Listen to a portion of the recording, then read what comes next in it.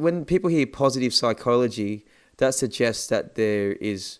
What's the difference between psychology, positive? Is there a negative psychology? Is that logic there? Yeah. Can you explain a little bit about that? Definitely. So I ended up doing postgraduate training in clinical psychology. So clinical psychology is really aimed at training you to treat clinical disorders. So diagnosable mental disorders like clinical depression, anxiety disorders, phobias, schizophrenia. Clinical psych, for example, when I was training in it, and even today I would say, is still very much symptom focused and treatment of symptoms and reduction of symptoms. Whereas even though I was trained in that model, because I moved into coaching psychology and positive psychology, even when I was working clinically, for me it was about the whole person, their life, their values, their vision, their dreams. And so I guess the symptoms were part of it, and often by looking at some of the other things like their strengths and what really matters could help treat the disorders. There's definitely still a space for clinical treatment. I'm not saying there isn't, but I think that there's a lot more that we could be doing in a wellbeing perspective.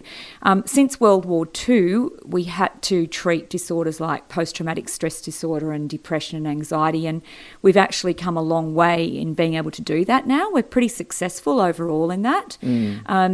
But it really wasn't until Professor Martin Seligman in 1998 formally launched positive psychology as a field, and he said, as the president of the American Psychological Association, the time has come for us to start focusing on what's right with people and start focusing on what's good in life, because, again, psychology was generally, not all of it, but very deficit focused up until then.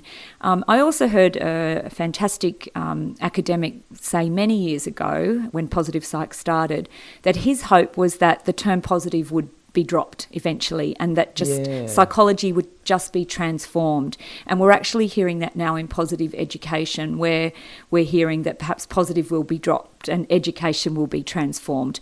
But we needed the bell to swing the other way a bit, and I think it's going to come back and find a nice place. I love that. That's so amazing. Yeah, because the traditional sense, when I talk to young people even today, it's like, oh, so are you seeing a therapist? You're seeing a psychologist? Like, yeah, I don't like seeing, there's nothing wrong with me. Like, it's always about what's wrong with me. That's right. There's that stigma attached to it. But exactly. And, we still have a way to go even in our undergrad programs. A lot of undergrad psych programs aren't teaching positive psychology yet. So if I was a young person, I would say to my therapist, do you know much about positive psych? Hey, that's a good tip there. Hey. Yeah, and also there are now MOOCs, those massive open online courses. Yep. So they're free. People can access them for free, and you can do a course through the University of Pennsylvania, which is one of the best universities, for free on positive psychology. So, you could direct your therapist to that, or you could do a little bit of, Yeah, do it yourself. Do it yourself, yeah. MOOCs. Wow. You don't have to do a master's, just do a MOOC. Do a MOOC. Yeah, I'm qualified in MOOC. Exactly.